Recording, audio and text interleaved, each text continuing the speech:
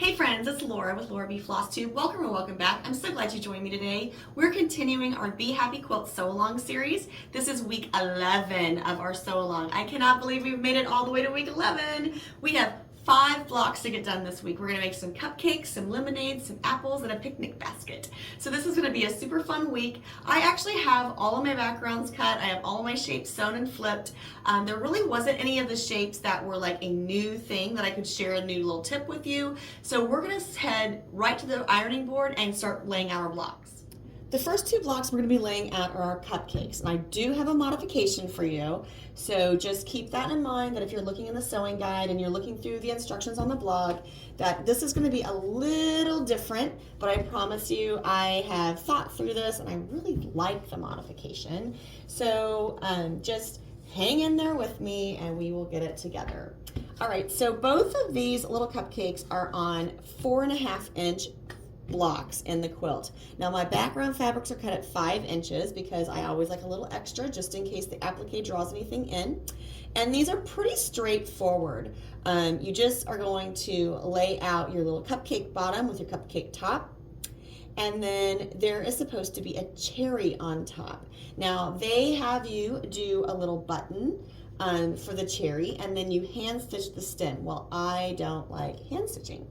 So I have grabbed a little bit of 1/4-inch bias tape and I'm just going to make my stem. Now in order to get it positioned correctly, I'm going to grab a couple red buttons that I'll use after the quilt is quilted, and I'll add those on, and then that little stem will be right behind my cherry. So the little cherry is going to be positioned right here at the top of the cupcake. So all I need to do is just take my 1/4-inch bias tape and kind of fold it in half and decide, okay, this is where the stem is going to go. I do want to check that with my 4.5-inch ruler just to make sure I'm not messing up. I'm going to go ahead and glue the cupcake top and bottom into place. I'm not gluing them together though. I'm only gluing them to the background fabric because that way I can lift up this little cupcake topper to go around the cupcake base, and I don't have to do a start or stop stitch that way. And I'm just going to cut a piece of bias tape. I really just kind of cut it at whatever length because it doesn't matter. It's going to be hidden behind that button.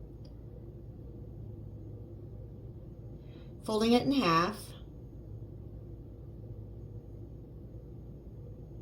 And then I'm just going to place that behind the cupcake topper, and so it's going to look like it's coming out of the cherry.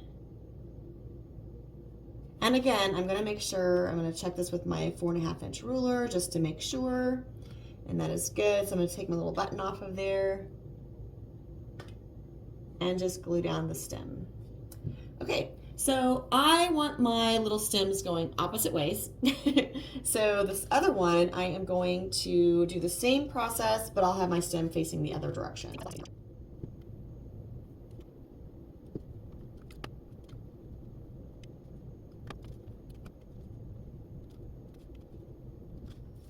The next block we're laying out is the lemonade block. Now this one has a little bit of extra work that you have to do with it, just because you don't actually have a glass per se for the lemonade.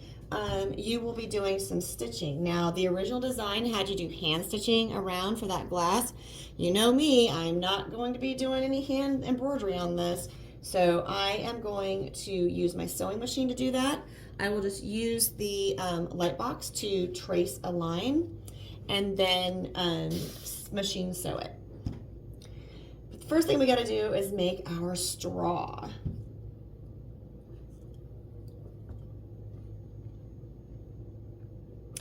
Now, since I also don't want to do any hand embroidery for the cherry stem, I have changed a few of the measurements for the bias tape on this block.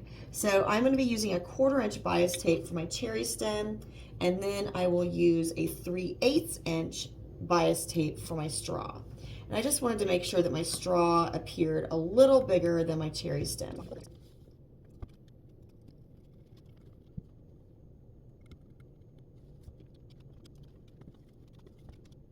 All right, so our glass is approximately 1/2 inch bigger than where the lemonade is sitting.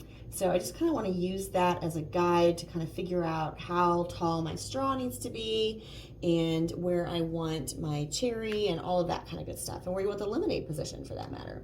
So I'm just going to take the one end of the bias tape and fold it under to get it ready for my straw. And then we'll do the other one once we decide how tall we want this to be.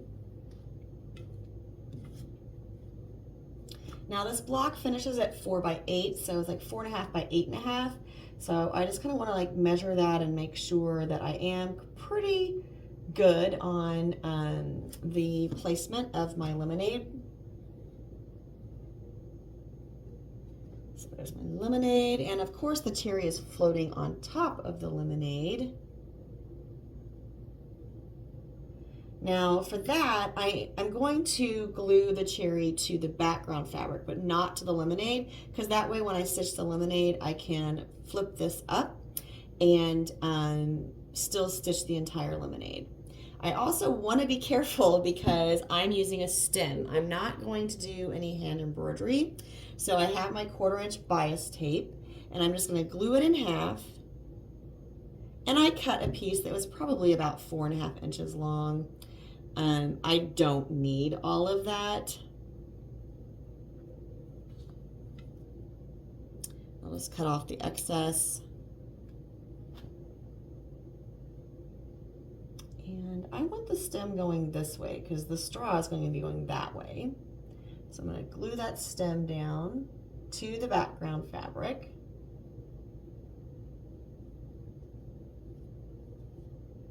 Get that cherry floating right on top. Careful where I'm gluing that, just so I can flip this cherry back too.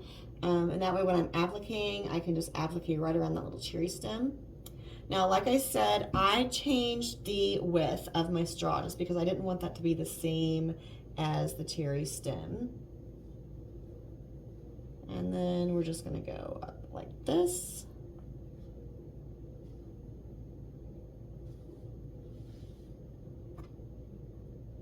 Now I'm not going to be gluing all the way to the edge of the lemonade either, because again, I want to be able to sew all the way around that yellow piece without having to stop.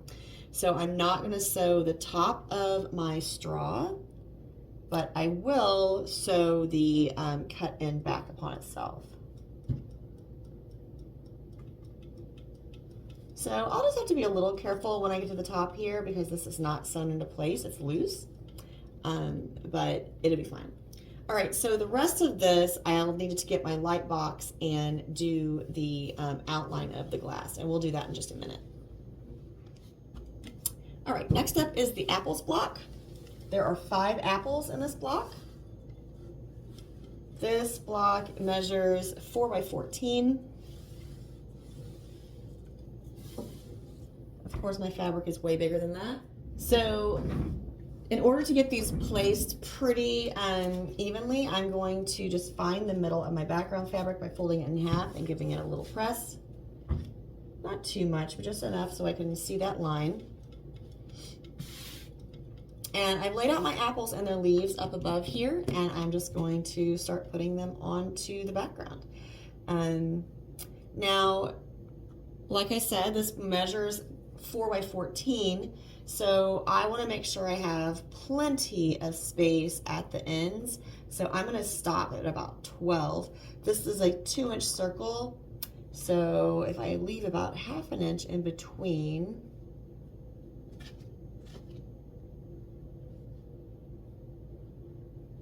that should get me pretty good. And this is just kind of laying them out where I think that I want them. Yeah, I need to scoot them in just a little bit. That's what I was afraid of. I was like, that looks too big. It's never a bad idea to double check yourself. All right, so if I line it up right here, I have 7.25 rather, right here on my center line. So that will show me the end of this side and the end of this side. And I also have it so the bottom of my fabric is even across here. So I'm just going to position my little apples, and I'm actually going to go ahead and glue the middle one. Just the circles, not the stems or anything else yet.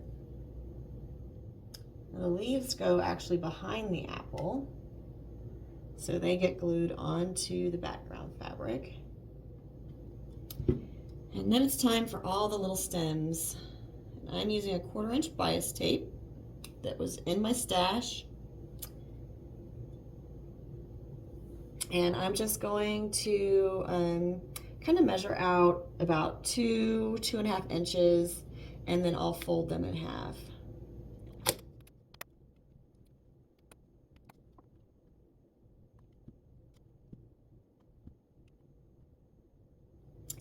All right, so all my stems are glued, and I'm just honestly going to just put a little glue onto the background fabric and stick them in. Now, since I left the top of my circle loose, I will be able to flip them back when I'm appliquing and stitch all the way to the end of the stems and all the way around the leaves. The picnic basket is 8 by 8 finished. So it will be an 8.5 inch square unfinished. This is probably about 10. The only thing that was special, I guess, about this block was that you did have to put in a piece of bias tape before you sewed the simple shape. And then I also have a little bit of bias tape to make because I need the handles. But I can go ahead and glue the top little trim down to the top of the basket. I'm just gonna fold this first end under, and then we'll measure and decide where the other end needs to be folded under. All right, so I want it to go, I do want my little basket to have a little bit of an overlap. So I'm going to leave it just like that, which means this end will just fold under just a smidge. I will not be gluing the very, very end of this strip because I want to be able to flip it back and zigzag all the way down and around. So I'm just going to run this and then stop about 1/2 inch before each end.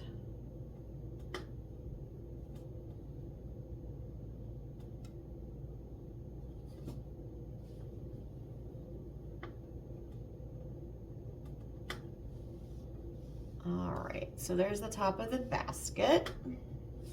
And then when I'm appliquing, I can flip this end back and zigzag. I'm not gonna like zigzag the top of this basket because that's gonna be held down with this little piece of bias tape, but I do wanna be able to hide my start and stop points, so I can do that with flipping this back. All right, now I need to make some bias tape for the handles, and then we need to attach the handles. The basket handles are 1/2 inch bias tape, so I grabbed that little 1/2 inch bias tape maker.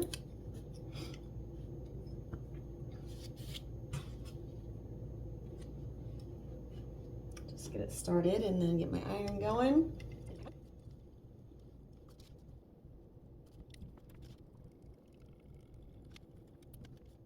So the one thing you need to keep in mind with the basket is that your finished block size is 8 inches, your unfinished is 8.5. You want to make sure that you leave plenty of room above your basket handles for a seam allowance for your block. So I did grab my 8.5 inch square just because I want to make sure that I don't mess up where I'm placing these. I'm going to go ahead and cut both of my basket handles the same length. And I obviously have way more bias tape than I need, but that's okay. I'll put it in my stash and maybe we'll have to use it for something else. And again, since I want my basket handles the same length, I'm just gonna lay them on the ironing board next to one another and just kind of eyeball, but fold them back so they are the same. Now, when I glue them onto my block, I want to think about how I applique, and so I don't want to glue them onto the basket because then how would I applique this bias tape, right? So I'm going to place them on the basket, but I'm only going to glue them onto the background. Okay, so I have my 8.5 inch square on my block, and I am going to very carefully lift it up, and I'm going to use my 30-degree lines that are on my ruler to do my handles and place them so the inside of the handle is on the line, and that way they will come up right together the way they should, right there in the middle, and that will get my handles placed pretty good on my block. All right. I seriously doubt I can eyeball this, but I'm going to get it on there just to start. Actually, that's pretty good. Woohoo, go me. All right, now remember I did not glue down onto my block because I want to be able to lift these up and do my applique stitch for this top of the basket bias tape. So they are only glued to the background. The lemonade block has a glass that you have to either embroider, or I'm going to machine stitch around to get the little glass shape. And I told you that I was going to use my light box, and I started thinking, well, some people may not have a light box, so I should give an option of what else you could do. So I have taped the sheet from the cutting guide to my window and tape the block to the sheet. And so I'm just going to use my pencil to draw around this line. So you can see, you know, when you press this fabric against, you can see the line to draw around for the glass. So I'm just going to take my mechanical pencil and do that.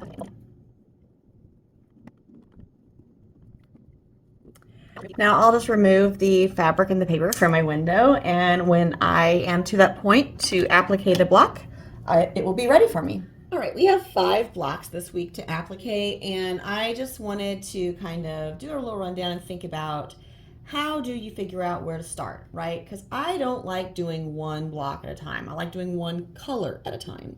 So when I look at these blocks, I can like start breaking it down and think, okay, well, the stems should be done first because they're behind everything on all of the blocks. And I have actually done the darker brown stems already, but I can do these tan stems. So they'll be my next up color.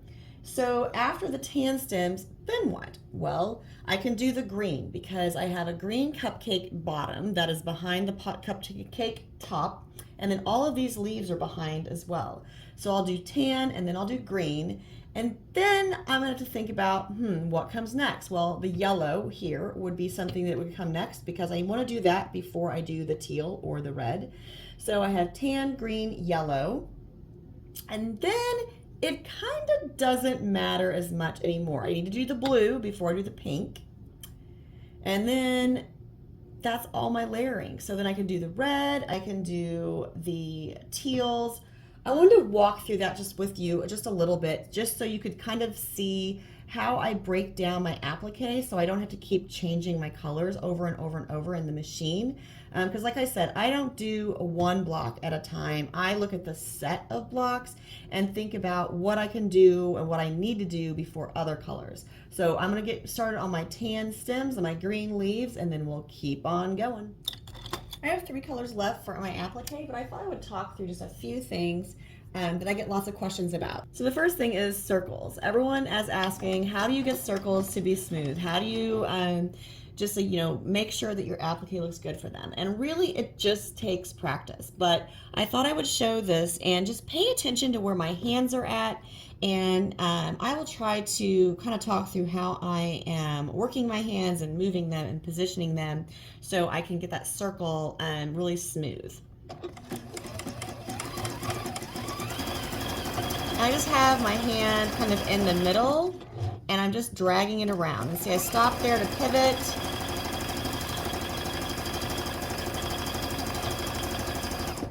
And again, I'm going to stop to pivot.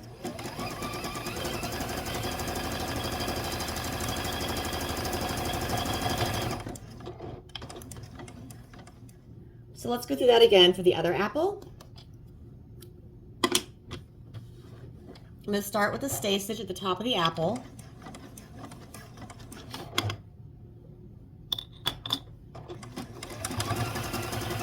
My other hand is just kind of bringing the fabric up to kind of help move it around the machine. And I'm just keeping a steady, even pace that I can control. And I don't feel like I can do any more there, so I just stopped and pivot.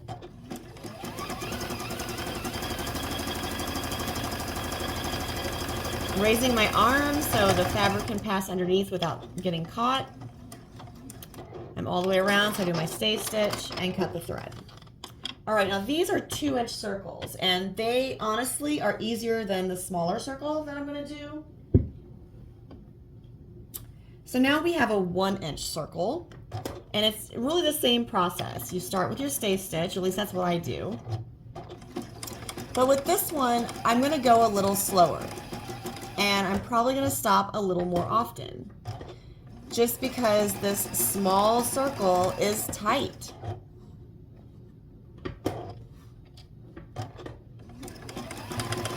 But again, it just takes practice.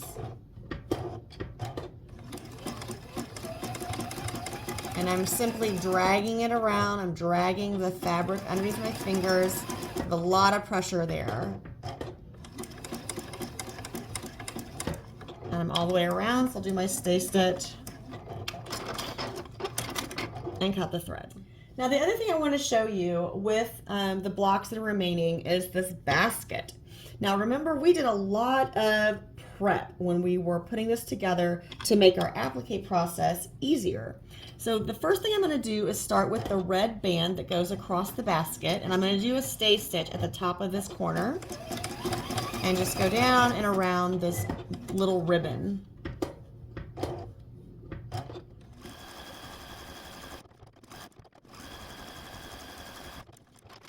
Now when I look at this basket, the handles are going to be the last thing I do. So I'm going to start with the lighter of the teals first to do the sides of the basket and the top of the basket. That will also cover my straw on my lemonade block.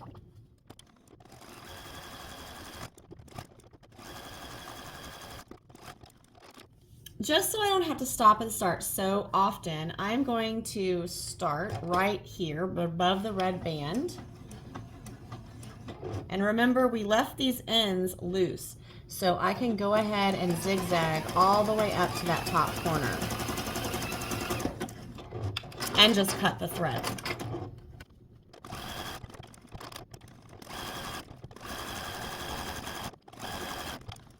All right, so remember, we didn't glue down the handles all the way down to the basket. We only glued up top. That's going to help me out right here, because I can start my zigzag underneath where one of those handles is going to come down, and I won't have to do a back or stay stitch to begin or end. And I can do this entire top ribbon without having to cut and start and stop, because those handles flip up.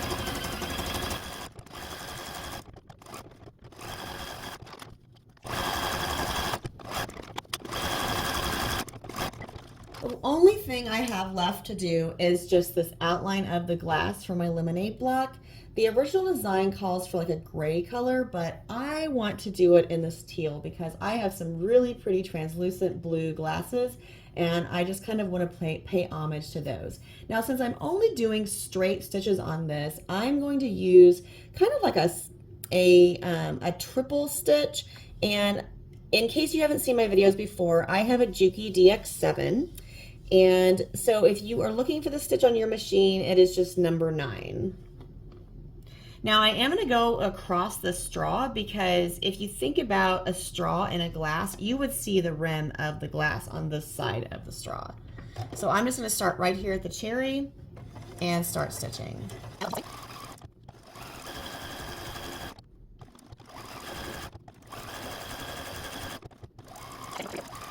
All right, all my blocks are trimmed, and I'm back at the sewing machine.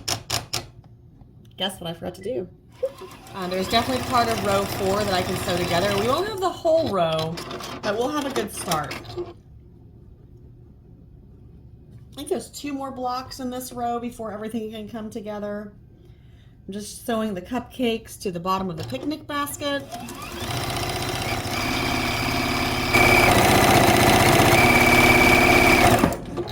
Then I'm going to grab some things off the design wall and put together a few more pieces.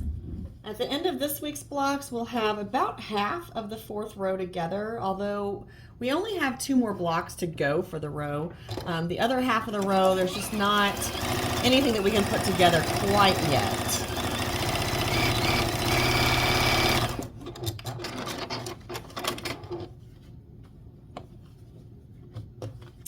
Now, when you're putting together the bees and the spool with the lemonade and the pumpkin, just know that the bee and the lemonade blocks, they align so you can nest those seams just to kind of help line up your little portion of the quilt.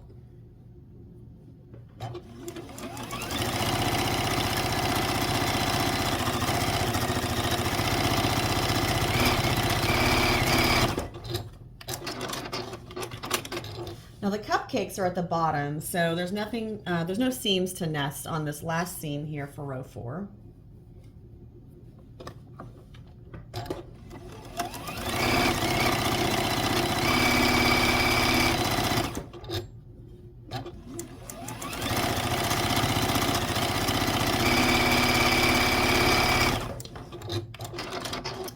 All right, I'll press these seams and we'll go back to the design wall. All right, so there we have it. There's week 11 for our Bee Happy Quilt Sew Along. We have our baskets, our cupcakes, our lemonade are all completed, and they're all together with our pumpkins, our spools, and our bee. So we're making a lot of progress on this quilt. I'm so excited about how it's coming together. I hope you are too. I hope that you found some tips and tricks, maybe picked up some little cheats or little shortcuts, things you can modify, ways to personalize this quilt to make it your own.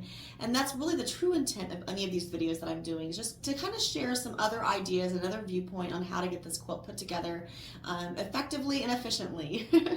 So I hope until next time you find joy in all that you do, carve out some time for crafting and creating, and make sure it's always happy stitching.